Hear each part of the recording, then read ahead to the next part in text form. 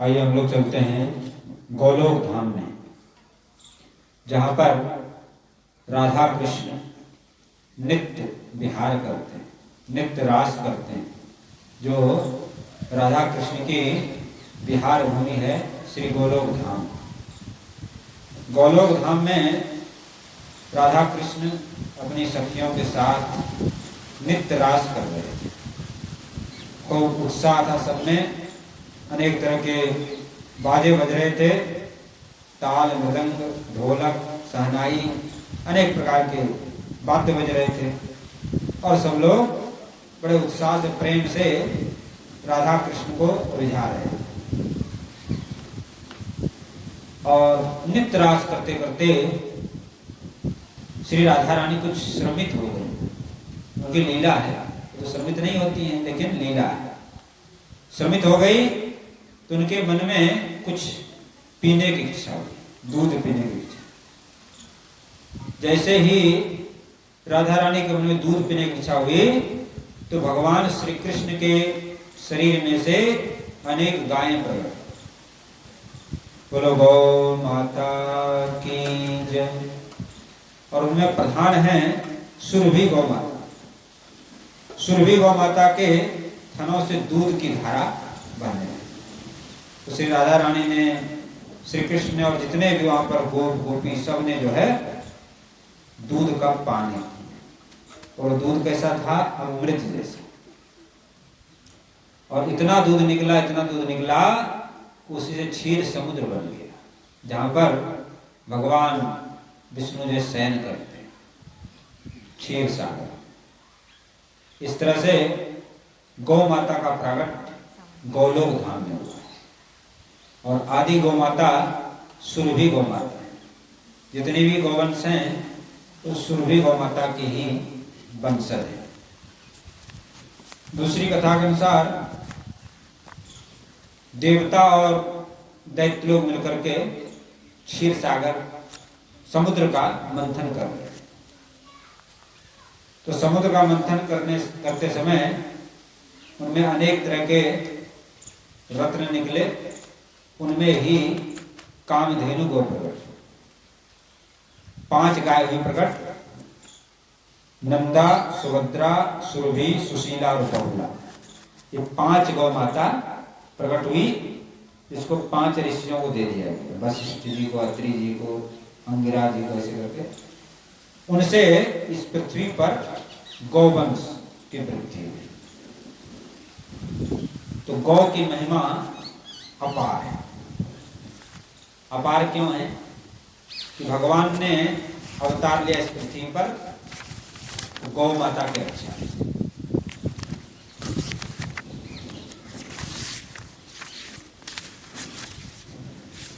उनका गोपाल भगवान कहलाते हैं। भगवान श्री कृष्ण को गोपाल, जो गायों का पालन करे उनका नाम है गोपाल, गोविंद। ये सब नाम भगवान को बड़ा प्रिय है। तो और जब जब इस पृथ्वी पर दुष्टों का अत्याचार बढ़ जाता है, पापी लोग बढ़ जाते हैं, तो पृथ्वी जो गौ का रूप धारण करती है, भगवान के शरण में जाती है। क्यों जाती है? गौ का ये रूप क्यों धारण करती है? पृथ्वी भी गौ स्वरूप है। गौ और पृथ्वी माता दोनों एक दूसरे का पालन करती है। ये पहले हमारे यहाँ था ऐसा, अब तो सिस्टम बिगड़ गया है। पहले गौ माता के गोबर से, गौमूत्र से, खाद से खेती होती थी। और जो खेतों में जो फसल होते थे, चारा, हरा घास, हरी चारा, उसको गौ माता चरती थी। और सुंदर दूध, घी, मक्खन की नदी बहती थी हमारे देश में। लेकिन जब से ये प्रक्रिया बिगड़ गया, मशीनीकरण हो गया, ट्रैक्टर चल गए, तब से गौ माता का ह्रास, गौ माता को उपेक्षा हो गई।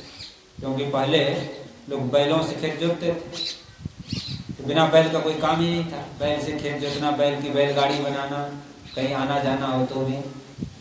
इसलिए, और उसके बाद जो गाय का दूध अमृत होता है, घी और मक्खन, उसको खा करके लोग हृष्ट पुष्ट रहते हैं। और गाय के देसी खाद से जो है फसल बहुत उत्तम होता है।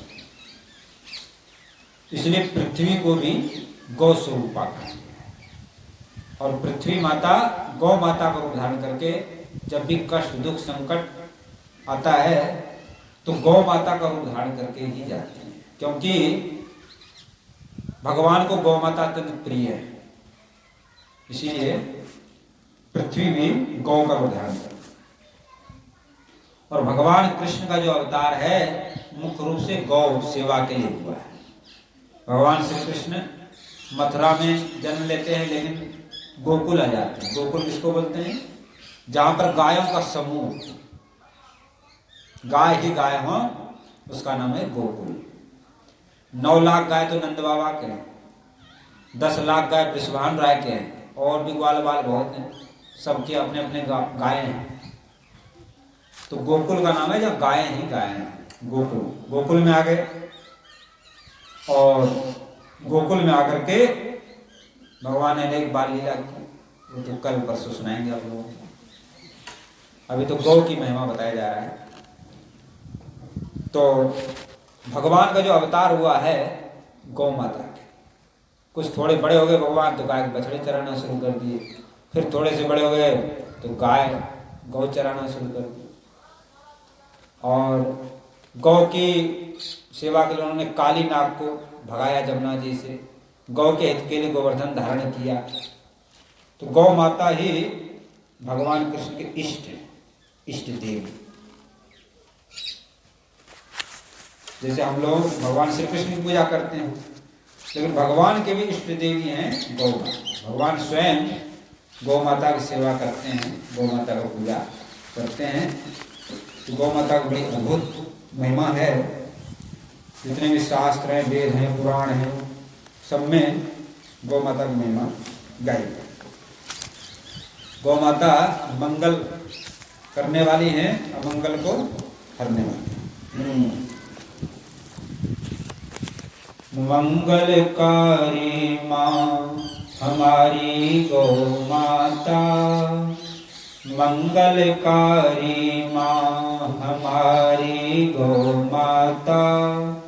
जय हो माँ हमारी गौ माता, जय हो माँ हमारी गौ माता। मंगलकारी माँ हमारी गौ माता, मंगलकारी माँ हमारी गौ माता। जय हो माँ हमारी गौ माता। देवासुर संग्राम में हमने गौ माता को पाया था, देवासुर संग्राम में हमने गौ माता को पाया था। रघुकुल में वह कामधेनु थी, कान्हा ने अपनाया था। रघुकुल में वह कामधेनु थी, कान्हा ने अपनाया था। है भारत की शान, है भारत की शान हमारी गौ माता। जय हो माँ हमारी गौ माता। मंगलकारी माँ हमारी गौ माता। जय हो माँ हमारी गौ माता।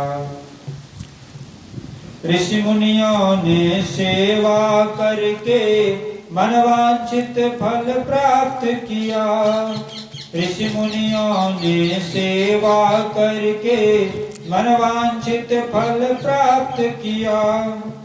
गौ माता को इष्ट बनाकर जन जन का कल्याण किया।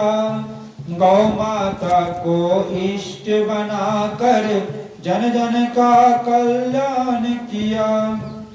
ममता की पर्याय हमारी गौ माता, ममता की पर्याय हमारी गौ माता।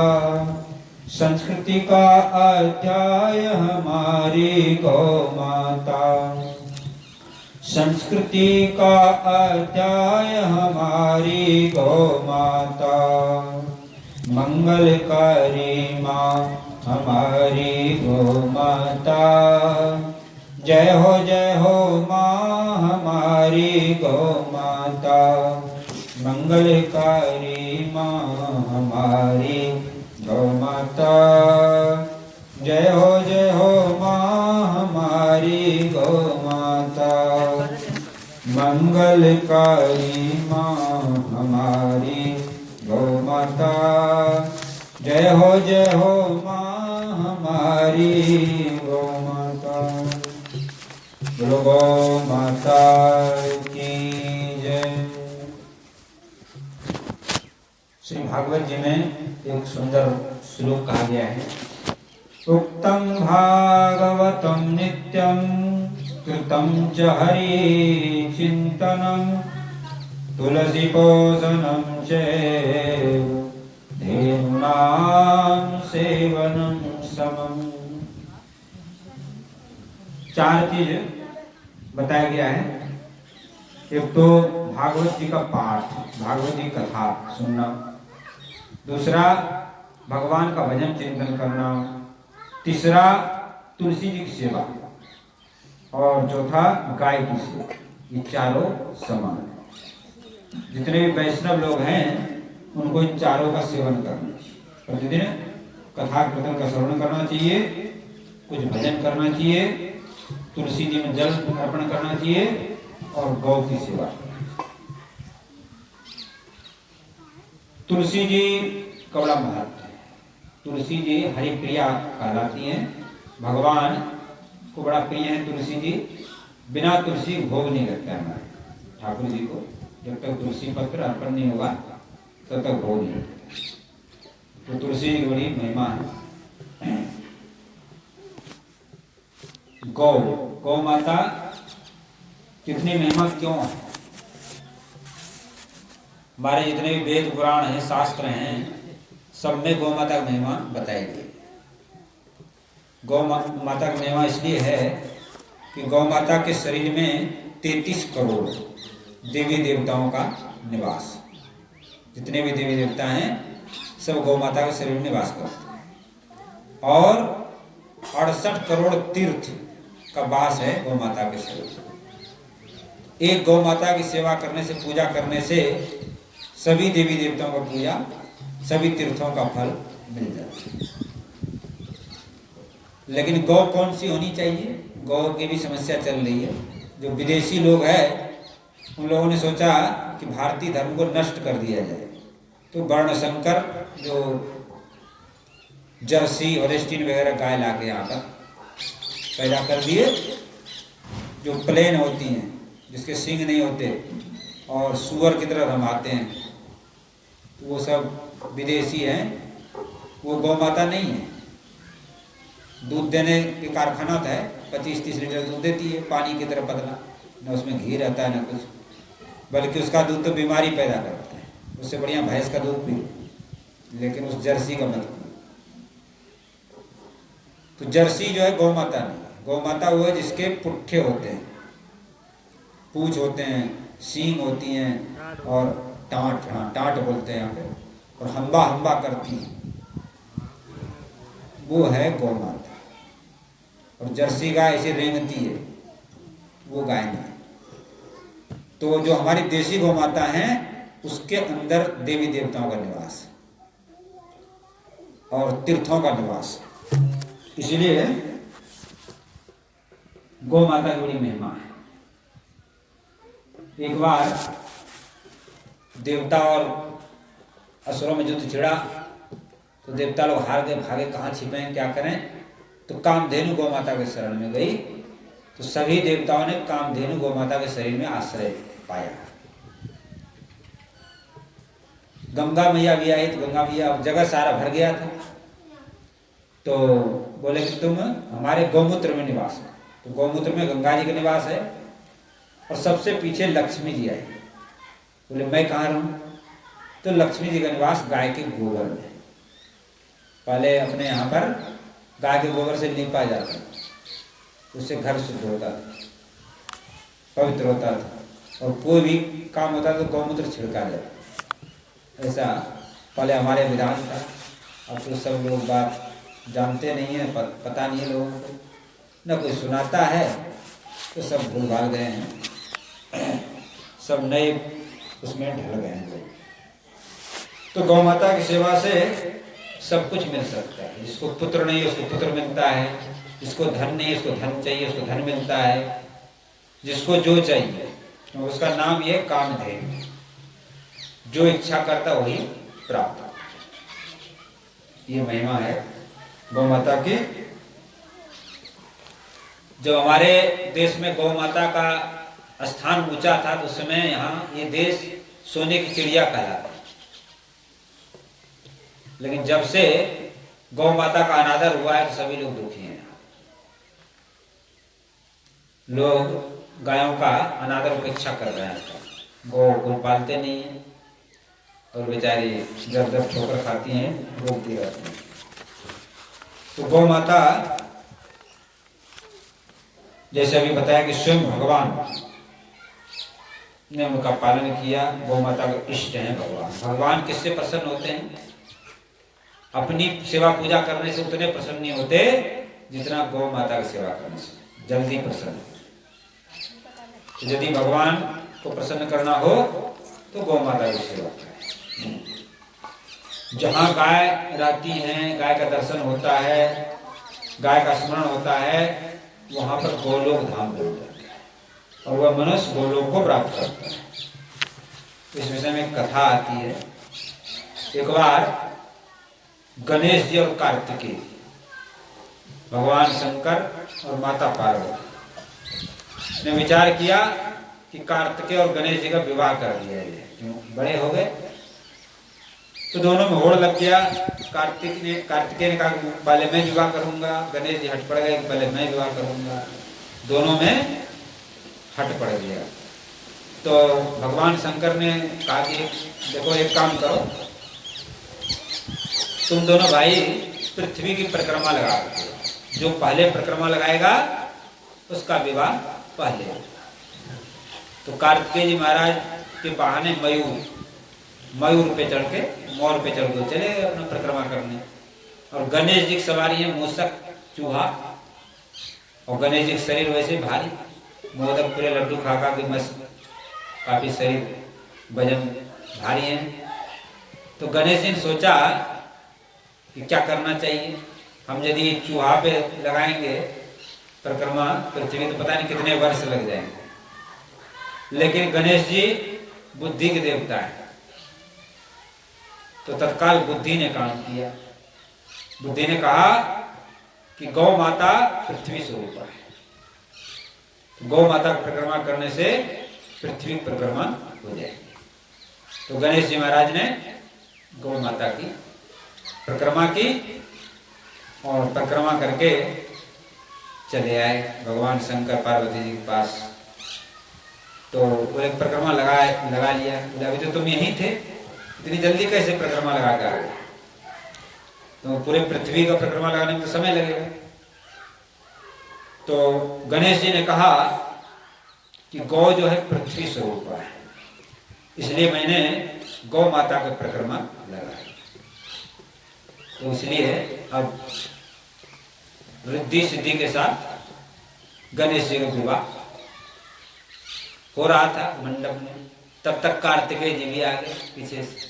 बोले देखो हमारे साथ वो कर रहे हैं, ये माता पिता जो है हमको तो बहाना बना करके पृथ्वी परिक्रमा के लिए भेज दिया और गणेश के यहाँ विवाह कर। तो कार्तिकेय जी वहां से रूट करके चले, बोले मैं विवाह ही नहीं करूंगा। तो दक्षिण भारत में कोई पर्वत है, वहां पर जाकर कार्तिकेय जी रहने लगे। ये गौ माता की है।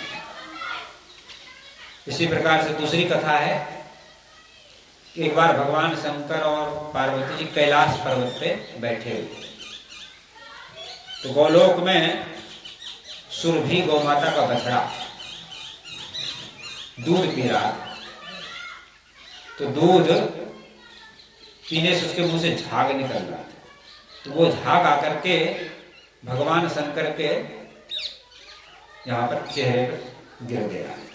तो भगवान शंकर को क्रोध आया, किसने जूठा गिरा दिया।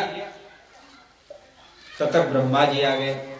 ब्रह्मा जी ने कहा, प्रभु बछड़े का जो जूठा होता है जूठा नहीं माना जाता है। गाय दूते हैं, बछड़ा ही तो पीता पाल है, बछड़े के द्वारा पहनाता जब भी गाय दुही जाती है, तो जूठा नहीं माना जाता।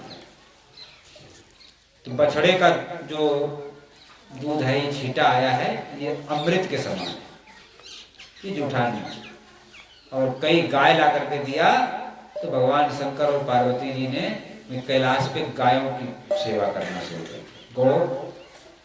गौ पालन करने के। तो जितने भी देवी देवता हैं सब लोग गौ माता की सेवा करते हैं।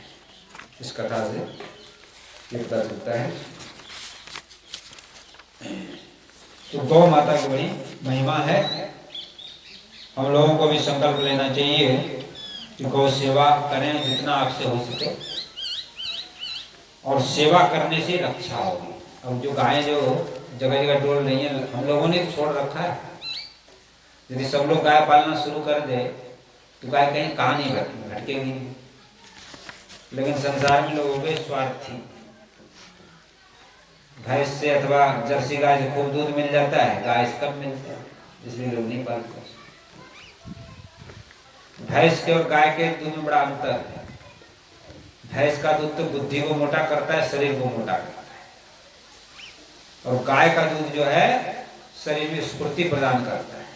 अमृत, गाय का दूध तो दवा है, औषधि है। जो लोग गाय का दूध पीते हैं उनकी बुद्धि तेज होती है, उनका हृदय, आजकल हृदय रोग बहुत हो रहा है, हार्ट जिसको होता है, हार्ट रोग, तो उसको लोग भैंस का दूध और घी खाने के लिए मना करते हैं।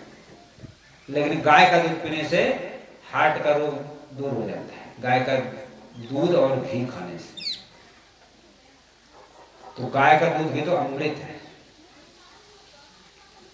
लेकिन अब लोग अमृत को छोड़ के जहर को पीने के लिए तैयार है, उसका फिर कोई इलाज नहीं। तो गाय, गौ माता की बड़ी महिमा है।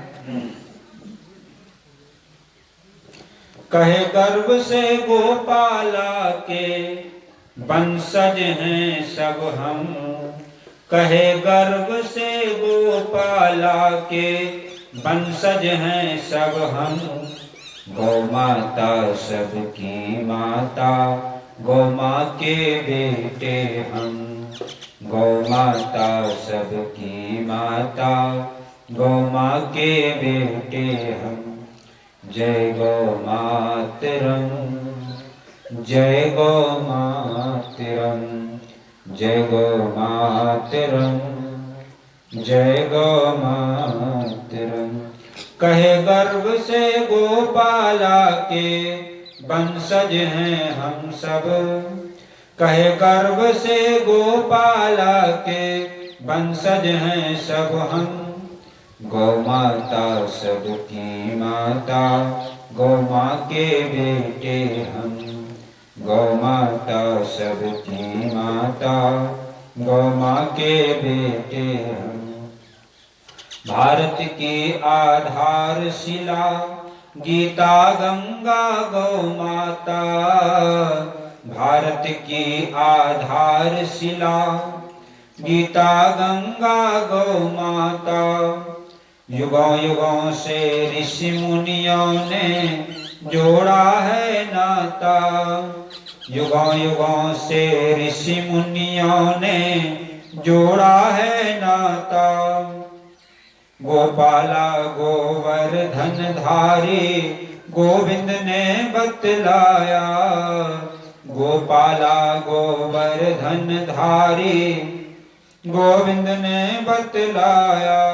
गौ सेवा ने ही भारत को जगत गुरु बनवाया, गौ सेवा ने ही भारत को जगत गुरु बनवाया। गौ सेवा को ही भारत भक्ति माने हम। गौ माता सबकी माता, गौ माँ के बेटे हम। गौ माता सबकी माता, गौ माँ के बेटे हम। जय गौ मातरम, जय गौ मातरम। बोलो गौ माता की जय। भगवान श्री कृष्ण जो है 6 वर्ष के, 4 वर्ष में बछड़े चराना शुरू किया था। 6 वर्ष के हो गए, बोला मैं तो गैया चरा। हट पड़ गए जसोदा मैया से। जसोदा मैया ने कहा बेटा तुम अभी छोटे हो, अभी बहुत गोप हैं, ग्वाल वाल हैं, बोलो गैया चराते हैं। तुम क्यों जो है, अभी तो तुम छोटे हो और बड़े हो जाओगे जब तुम गैया चराना। लेकिन कन्हैया तो हट पड़ गए, नहीं नहीं मैं तो गोपाल बनूंगा, गैया चराऊंगा। मैया रे मैं गाय चरावन जय हूँ, मैया रे मैं गाय चरावन जय हूँ। तू कह महर नंद बवासो, तू कह महर नंद बवासो, बड़ो भयो न डरे हूँ। मैया रे मैं गाय चरावन जय हूँ। कन्हैया करें गरीब मैया मैं तो गाय चराने के लिए जाऊंगा, और मैं अब तो बड़ा हो गया, अब छोटा नहीं हूं, और मेरे को डर नहीं लगता है। तो मैया का एक बेटा देख, तू अपने बाबा के पास चलो जा, बाबा से जाके पूछ। तो बाबा के पास गए, नंद बाबा के पास, मैं तो गाय चराऊंगा। नंद बाबा बोले देख बेटा तुम छोटे हो, कोई गैया वैया पैर मार दो तो बात हो जाए, अभी रहने दो। बोले ना ना मैं तो गाय चराऊंगा। हट पड़ गया। तो नंद बाबा ने सोचा बहकाने के लिए, बोले देख बेटा ऐसे ना गाय चरावे, तुम्हारे जो कुलगुरु हैं सांडिल्य ऋषि, वो कोई बढ़िया मुहूर्त निकालेंगे, उस दिन से गाय चरा। ऐसी बात कर ही रहे थे कि सांडिल्य ऋषि वहीं पर आ गए, जो गुरु जी हैं। गुरु जी को प्रणाम किया नंद बाबा ने, कन्हैया ने भी प्रणाम किया। सांडिल्य मुनि ने छोटे से कन्हैया गोदी में ले लिया, बड़ा प्यार किया। बोले बेटा क्या बात है, क्यों बाबा से क्यों जिद पड़ रही, क्या बात। तो कन्हैया बोला कि गुरुजी मैं गाय चराने। तो सांडिल्य ऋषि बोले कि नंद बाबा कल ही गोपाष्टमी है और शुभ मुहूर्त है, मैं मुहूर्त देख के ही आ। तो कन्हैया बड़ा खुश हो गया, नाचने लगे। देखो गुरुजी जान गए मन की बात, मुहूर्त लेके ही आए। तो कल गोपाष्टमी है, कल जो है कन्हैया को गोपाल बनाए, गाय चराने के लिए जाएगा। अब तो पूरे ब्रजमंडल में समाचार फैल गया कि कन्हैया गोपाल बनेगा। तो जितने भी ग्वाल वाल थे सबने कहा हम भी अपने अपने बालकों को गोपाल बनाएंगे, कल ही कन्हैया के साथ ही मुहूर्त होगा। तो पूरे ब्रजमंडल को सजाया गया, ध्वजा तोरण पताका केला के, और दूसरे दिन जो सब ग्वाल वाल बच्चे जो थे 5-6 वर्ष के, जो कन्हैया के साथ के थे, सब सुबह उठ के जल्दी जल्दी नहा धो करके नंद भवन में इकट्ठा। और सांडिल्य ऋषि आए, ब्राह्मण आए, गौ यज्ञ हुआ, हवन हो रहा है, गोपी सब भी इकट्ठी हो गई, सब मंगल गीत गा रही हैं, बड़ा उत्सव सा मन रहा है।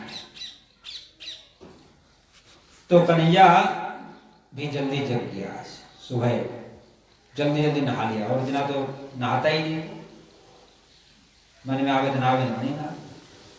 लेकिन आज उत्साह में सुबह जल्दी जग के नहा के तैयार हो गया, और जसोदा मैया के पास बोली मैया मैंने सपने में गाय का दर्शन किया, और गाय का दर्शन यदि सपने में हो जाए तो शुभ माना जाता है,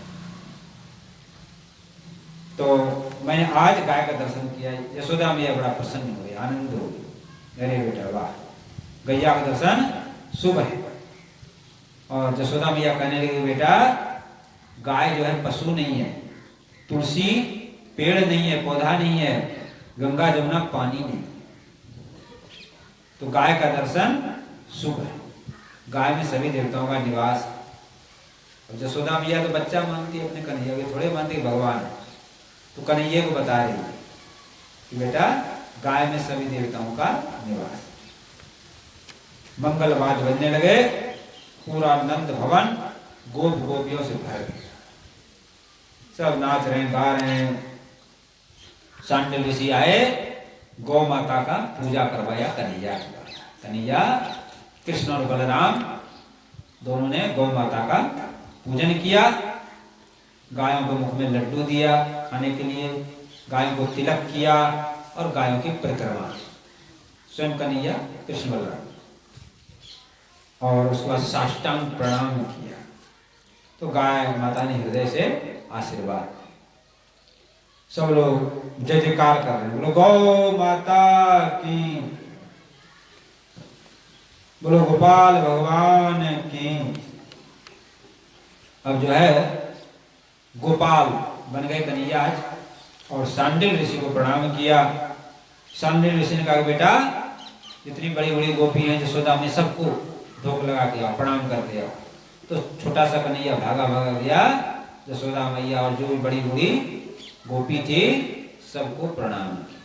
सबने बड़ा आशीर्वाद दिया। अब जो है यशोदा मैया ने कृष्ण बलराम को भोजन कराया, और जितने भी ग्वाल बाल बच्चे थे सबका पंगत सबको जिमाया आज यशोदा मैया ने, क्योंकि यशोदा मैया सबको अपना ही बच्चा माना। जब भी तो भगवान उनके घर आए, जो सबको यश प्रदान करे, सम्मान प्रदान करे, उसका नाम है यशोदा। यशोदा सबको सम्मान देती और सबके बच्चे को अपना बच्चा समझती जब उनके यहाँ भगवान आए। तो यशोदा मैया ने आशीर्वाद दिया और सभी बालकों को जिमाया, और जिमाने के बाद सब जितने भी बालक थे सब बाल मंडली सब गोपाल वेश में सजे, मोर का मुकुट लगा लिया, पंख और बेंत बंसी, ये सब ग्वारिया वेश है। तो ग्वारिया वेश में सब लोग सज गए, और वहां से गाय, आगे गाय और पीछे कन्हैया चल रहे हैं। तो यशोदा मैया ने दोपहर के लिए कलेऊ भी दे दिया साथ, भाई वन में बच्चे हैं तो साथ में वहां पर कलेऊ करना। अब यशोदा मैया समझाने के लिए, देख बेटा बलराम से कर दे, बलराम तू बड़ा है, ये कन्हैया तक उद्यमी है, छोटा है, नटखट है, तू वन में इसका संभाल रखना, और देखो ये पेड़ के ऊपर चढ़ने लगेगा तो तुम इसको रोकना, अकेले कहीं नहीं जाए, साथ में। बलराम का मैया की चिंता मत कर, मैं संभाल लूंगी। अब जो है मैया ने कहा बेटा एक काम कर, बोले बोल मैया, बोले तू वो ले जा, छतरी ले जा, वहां वन में धूप है, तो छाता लिए जा और जूता पहन ले। कन्हैया का नहीं मिलेगा, मैं ना तो छतरी लूंगा मैं जूता पहनूंगा। बोले क्यों? बोले हमारी गैया है ना, ये कौन सी बेचारी, इसके ऊपर कोई छाम नहीं है, न कोई इसके नीचे जो है पैर में जूता पहन, इसलिए मैं भी छतरी नहीं लगाऊंगा, जूता नहीं पहनूंगा। फिर क्या किया जाए? तो शांडिल ऋषि ने कहा कि एक काम करो, लाला के लिए एक कंबल चाहिए, कारी कंबल। वो कहाँ मिलेगा? बोले वो मिलेगा जो वृषभानु राय जी की बेटी है राधा, वो अपने नीचे बिछा के सोती है। यदि वो कंबल मिल जाए तो नंदलाला का अलाय बलाय दूर हो जाए, कोई इसको संकट विपत्ति कष्ट नहीं है। और नंदराय जी ने कहा कि हम मांगने में थोड़ा हमको संकोच होता है, शर्म लगता है, हम तो कभी किसी मांगते हम लोग देते हैं लोग। तो शांडिल ऋषि ने कहा कि भाई देखो आज तो मांगना पड़ेगा। तो दोनों मिलके कन्हैया को साथ लेकर के बरसाना पहुंचे। वृषभानु राय जी ने, वृषभानु बाबा ने बड़ा स्वागत किया नंद बाबा का, आसन दिया बैठने के लिए, भोजन कराया। बोले कैसे पधारे? बोले ऐसे दर्शन करने चले आए। बोले नहीं दर्शन करने नहीं आए, दोनों कोई काम तो होगा। तो नंद बाबा बोले गुरु जी आप ही कह दो। गुरु जी ने नहीं तुमको। तो शांडिल ऋषि ने कहा कि वृषभानु राय जी, ये जो तुम्हारी लाली है ना राधा, बड़ी सुंदरी है, गुणवती है। बोले हाँ वो है ही। तो इसके नीचे जो कमरिया बिछाई, ये नंदलाला को मिल जाए तो बड़ी कृपा। तो भिजवाने वाली तो पुरानी है कंबल, अरे आपके लाला के मैं नया बनवा दूंगा। बोले नहीं नहीं नहीं, ये तो पुरानी थी। तो राधा रानी जो नीचे जो कमलिया है उसको दे दिया। तो वही कारी कंबर लेकर भगवान बनने लगा। कारी कामरवार झूला में कर करे डालो रे कारी कामर। वो कारी कमलिया हो के भगवान कृष्ण बलराम छोटे छोटे जो 5-6 वर्ष के 7 वर्ष के बालक हैं, गोपाल बन करके ग्वारिया वेश बना करके सब लोग वन में गाय चराने चले। और गाय चराते हैं, वहां एक तरफ खेल करते हैं, तो बड़े बड़े आनंद है। इधर गोपियां कहती हैं कि बेटा कन्हैया हमारी भी गैया तो ले जा साथ में चराएंगे। तो कैसे बड़ा सुंदर भाव है। लाला तो है माखन मिश्री दे दूंगी, चराला मेरी गैया। लाला तो है माखन मिश्री दे दूंगी, चराला मारी गैया। लाला तो है माखन मिश्री दे दूंगी, चराला मारी गैया। चराला मारी गैया, चराला मारी गैया, चराला मारी गैया, चराला मारी गैया। लाला तो माखन मिश्री दे दूंगी, चराला मारी गैया। लाला तो माखन मिश्री दे दूंगी, चराला मारी गैया। चराला मारी गैया, चराला मारी गैया। लाला तो माखन मिश्री दे दोगे, चराला मारी गैया। लाला तो माखन मिश्री दे दोगे, चराला मारी गैया। चराला मारी गैया, चराला मारी गई। लाला तो माखन मिश्री दे दोगे, चराला मारी गैया। लाला तो माखन मिश्री दे दोगे, चराला मारी गैया। चराला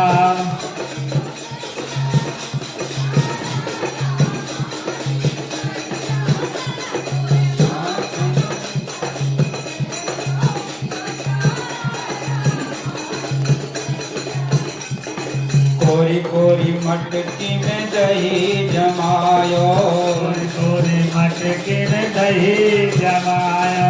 कोरी कोरी मटकी में दही जमायो, कोरी कोरी मटकी में दही जमायो। कोरी कोरी मटकी में दही जमायो, कोरी कोरी मटकी में दही जमायो। पहले तो ये खवाए दूंगी, चराला मारी गैया। लाला तो माखन मिश्री दे दोगे, चराला मारी गैया। लाला तो है माखन मिश्री दे दूंगे, चराला मारी गैया।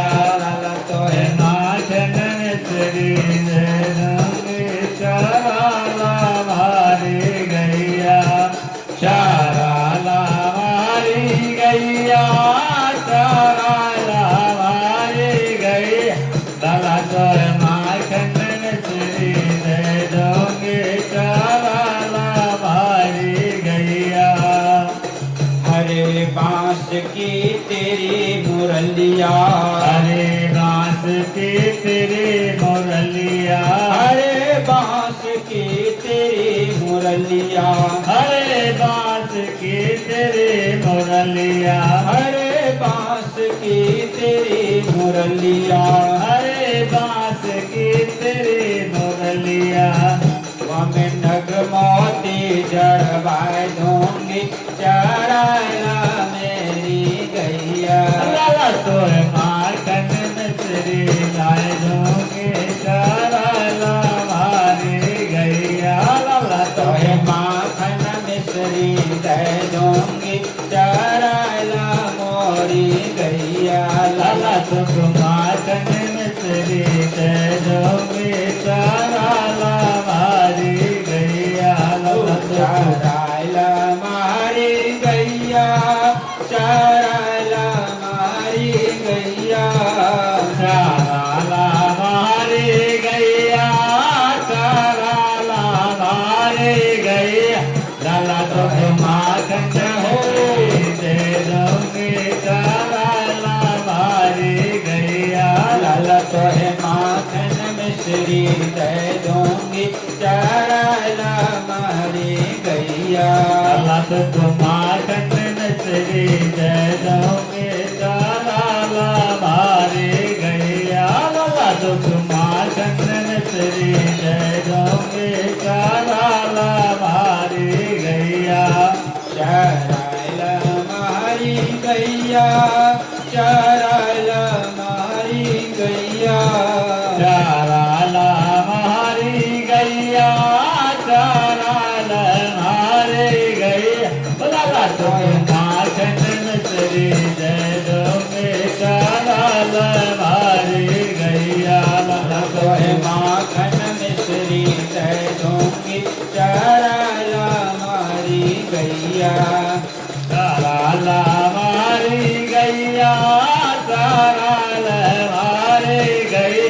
लाला तो माखन मिश्री दे दोगे चराला मारी गैया।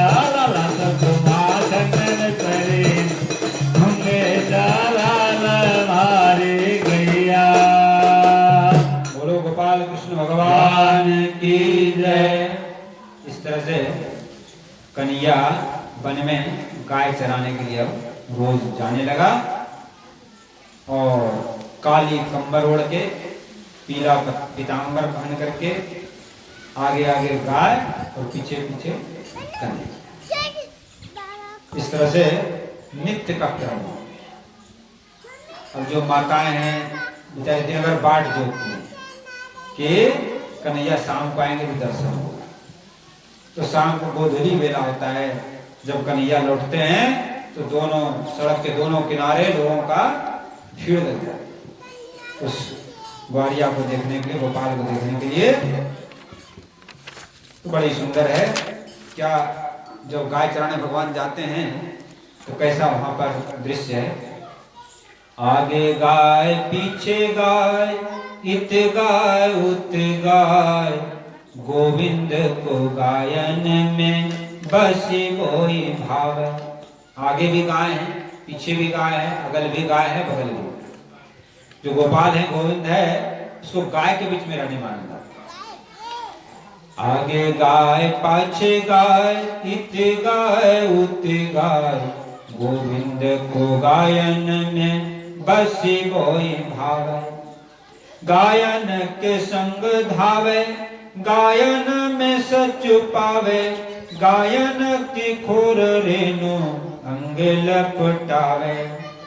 गायन के संग धावे गायन में सच पावे, गायन की खोर रेणु अंग लपटावे। गायों के संगी दौड़ रहे हैं, खेल रहे हैं, कूद रहे हैं और गायों के जो खुर से धूल उड़ता है वही पूरे शरीर में लगा हुआ है।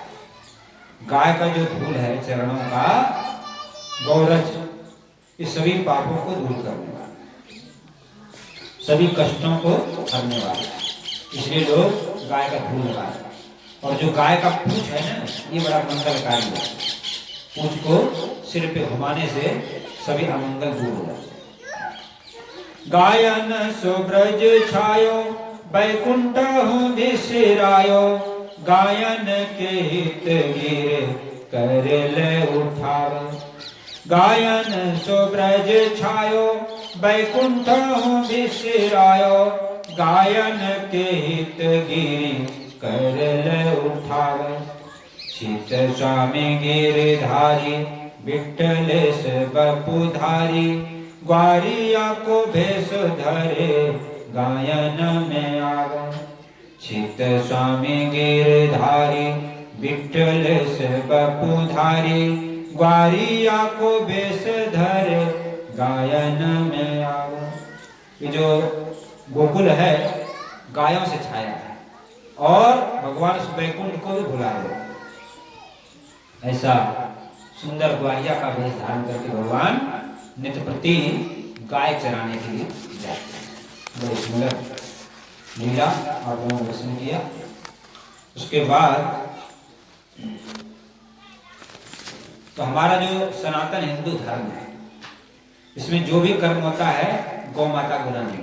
कोई भी पूजा अनुष्ठान किया जाता है उसमें देह की शुद्धि के लिए गौमूत्र की आवश्यकता है। गौमूत्र छिड़का जाता है और गाय का दूध दही घी और गौमूत्र और उससे गोबर के रस से पंचगव्य बनता है।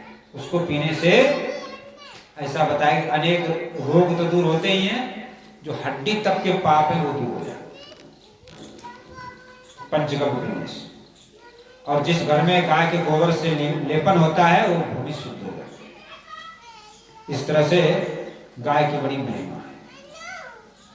तो भगवान आपको संपत्ति दें, दिए हो तो गाय रखें और यदि गाय रख नहीं पाते तो कहीं गौशाला हो तो वहां पर सेवा करें।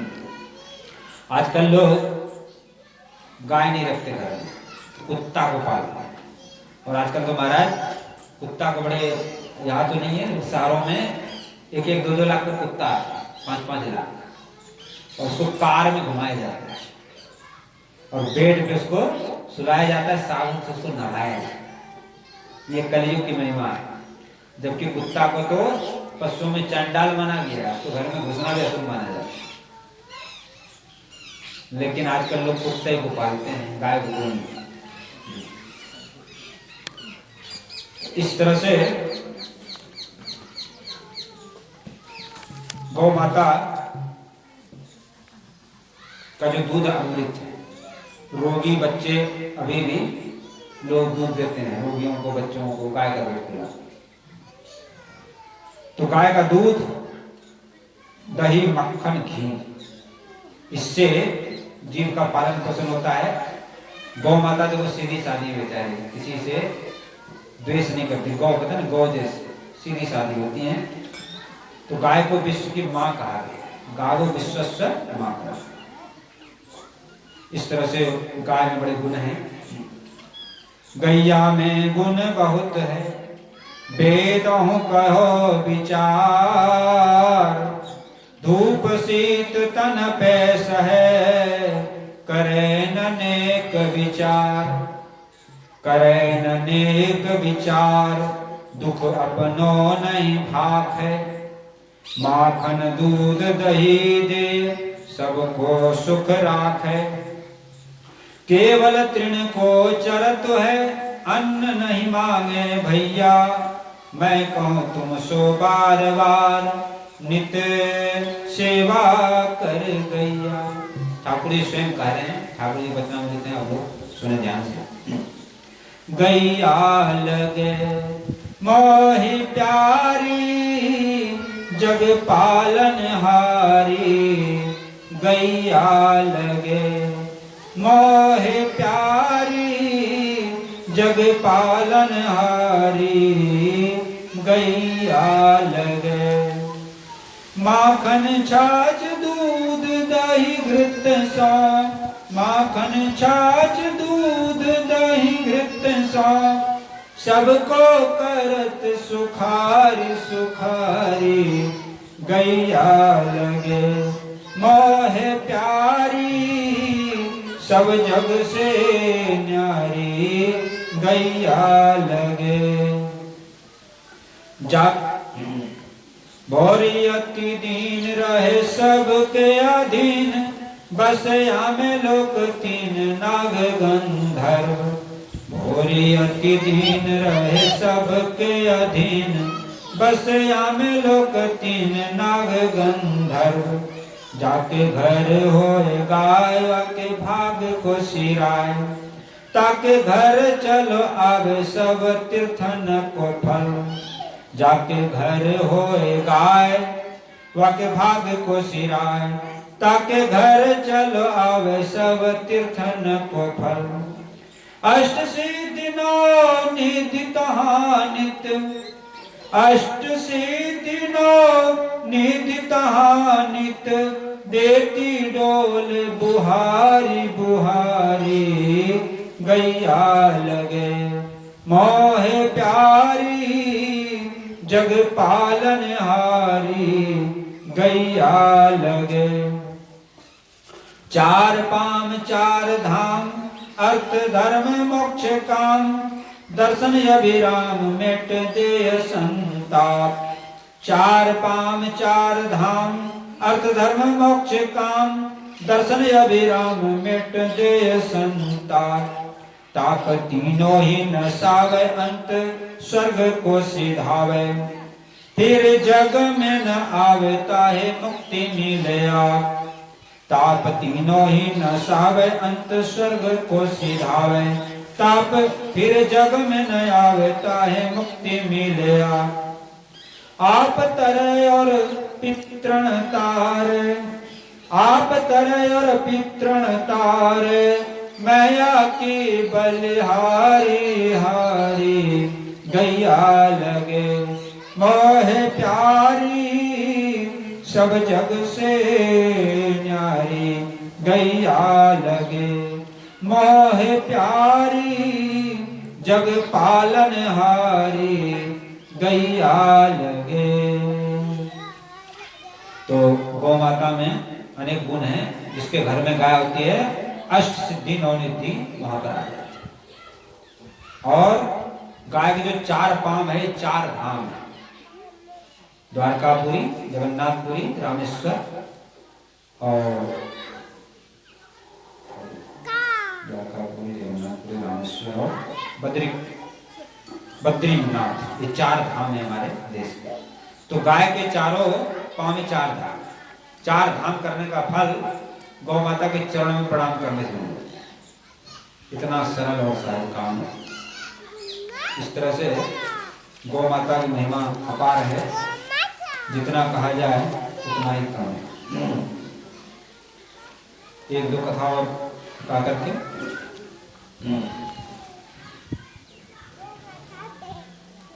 सूर्य वंश में एक राजा हुए, उनका नाम था दिलीप। एक बार राजा दिलीप स्वर्गलोक गए थे। स्वर्गलोक में देवताओं की ओर से राक्षसों से युद्ध कर रहे थे। तो राक्षस लोग हार गए, देवता लोग जीत गए। तो राजा दिलीप बड़े खुश होकर के, प्रसन्न होकर के वहां से धरती पे आने लगे। तो वहां पर कल्प वृक्ष के नीचे कामधेनु गौ माता बैठी। लेकिन जल्दी जल्दी में ये नियम है कि कहीं साधु संत, गौ, ब्राह्मण, देव मंदिर मिले तो वहां प्रणाम करना चाहिए। प्रणाम नहीं करने से अपराध लगता है, पाप लगता है। तो जल्दी जल्दी में भूल गए, गौ माता को प्रणाम नहीं किया। तो गौ माता ने श्राप दे दिया, जाओ तुमको कोई संतान नहीं होगा। तो राजा दिलीप जो है आ गए, जो बेचारे बहुत दिन हो गए, कोई संतान ही नहीं हो, न लड़का न लड़की। तो बड़े दुखी, आगे वंश कैसे चलेगा। तो गुरु वशिष्ठ जी के पास, उनके गुरु जी थे वशिष्ठ। वशिष्ठ जी से कहा, महाराज बहुत समय हो गया, कोई पुत्र नहीं हुआ। तो वशिष्ठ जी ने ध्यान धर के देखा, बोले तुम्हारे द्वारा गौ माता का अपराध। तो इस अपराध का प्रायश्चित कैसे हो। तो बोले कामधेनु की जो पुत्री है नंदिनी, वो नंदिनी गौ माता हमारे आश्रम पे है, उनकी सेवा करो, वो यदि खुश होकर का आशीर्वाद दे दें तो तुमको संतान हो जाएगी। तो नंदिनी गौ माता की सेवा करने लगे राजा और रानी को। देखो पूरे पृथ्वी के राजा एक शख्स सम्राट, उनके पास दास दासी नौकर चाकरों को कमी नहीं है, लेकिन स्वयं राजा रानी गाय की सेवा, स्वयं अपने हाथ से घास खिलाते हैं, चारा डालते हैं, और जो रानी है वो गोबर उठाती हैं, जगह स्वच्छ करती हैं, सुबह शाम गौ माता की आरती उतारती। और भी विशेष बात, जब गौ माता खा पी करके पानी पीती है जब ये खाते हैं राजा, और जब वो बैठती है तभी ये बैठते हैं, जब वो खड़ी हो जाती है खड़े हो जाते। ऐसी निष्ठा से गौ माता की सेवा पूजा करने लगे। बहुत दिन हो गया। एक दिन गौ माता ने परीक्षा, जंगल में गाय चर करके एक वृक्ष के नीचे बैठ गई। राजा थोड़े दूर पे थे, तो अचानक एक सिंह आया, जोर से चिंगाड़ करके सिंह आया और गौ माता को दबोच लिया। तो राजा ने धनुष बाण निकाल लिया उस सिंह को मारने। जैसे सिंह को मारना चाहा तो उसने हाथ में चिपका रह गया वो धनुष बाण। तो राजा बड़ा चमका हुआ, ये कौन है? तो राजा ने पूछा आप कौन हो? तो सिंह ने कहा मैं दुर्गा का वाहन सिंह हूं, और ये जो क्षेत्र है माता दुर्गा ने हमको दिया है, यहाँ पर कोई भी आएगा उसको मैं भक्षण करूंगा। तो राजा ने कहा देखो ये हमारे गुरु जी की गाय है, इसको आप मत खाओ, इसके बदले में मेरे को खा लो, मेरा शरीर अर्पण है। तो सिंह ने कहा देखो राजा, अरे तुम्हारे गायों में कमी थोड़े है, 10-20 लाख गाय दे देना गुरु जी को, और तुम राजा हो, तुम्हारे मरने से कितने प्रजा दुखी होंगे, कष्ट पाएंगे। लेकिन राजा ने कहा नहीं, गौ माता की रक्षा के लिए मैं अपना प्राण देने के लिए तैयार। और राजा सिंह के सामने लेट गया, लेकिन न तो वहां सिंह था न कुछ था, तो माया थी, नंदिनी गौ माता की माया थी। राजा से प्रसन्न हो गए और बोले तुम मेरा दूध निकाल के पी लो, उसे तुम कुछ। लेकिन राजा ने कहा कि मैं पहले गुरु जी के पास चलूंगा, गुरु जी स्वयं पहले उसके बछड़े पिएंगे और उसके बाद जो दूध निकलेगा गुरु जी हमको देंगे। इससे नंदिनी गौ माता को खुश हुई और गुरु जी के पास गए, बछड़े ने पिया और दूध निकाला उसको, तो राजा रानी ने पानी किया, उससे जो है वंश आगे बढ़ा। तो दिलीप के पुत्र का नाम हुआ राजा रघु, रघु के अज और अज के दशरथ और दशरथ के राम। तो गौ माता कृपा से ही वो वंश चला है। ऐसी एक ने अनेक कथा है। एक जो है अभी कुछ समय पहले की घटना, एक ब्राह्मण थे, ब्राह्मण ब्राह्मणी, उनको बहुत दिनों से कोई पुत्र संतान नहीं। तो एक संत महात्मा घूमते घूमते वहां पर आ गए, तो बड़ी सेवा की, तो लेकिन दुखी थे। संत महाराज ने पूछा दुखी क्यों हो? बोला महाराज कोई संतान नहीं है, पुत्र नहीं है, आप कृपा कर दें तो कोई हो जाए। तो बोले ठीक है मैं आशीर्वाद देता हूँ, लेकिन एक काम करना पड़ेगा। बोले महाराज जो बछड़े वाली गाय उसकी सेवा, उसको, इससे तुमको पुत्र की प्राप्ति। तो ब्राह्मण ब्राह्मणी ने मिलकर के एक सुंदर बछड़े वाली गाय लाया, अपने घर पे रखा और उसकी राजा ने सेवा किया, उनकी कृपा से पुत्र की प्राप्ति। ये अभी कुछ समय पहले घटना, ये तो जो राजा दिलीप घटना तो सतयुग की है, लेकिन ये अभी 50 वर्ष पहले की है। तो सब कुछ संभव, भाव होने से सब कुछ संभव।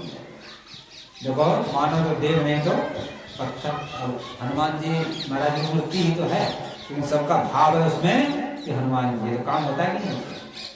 सब अनुभव है आप गाँव के लोगों का कि बहुत से लोगों का काम हो रहा है। इसी तरह से गौ माता को जो लोग पशु मानते हैं, पशु बुद्धि उनके लिए तो पशु ही है, लेकिन जो गौ माता को भगवान मानते हैं, देवी मानते हैं, माता मानते हैं, उनके लिए वो माता बनता है। भाव ही मुख्य है, भाव से जो काम होता है वो।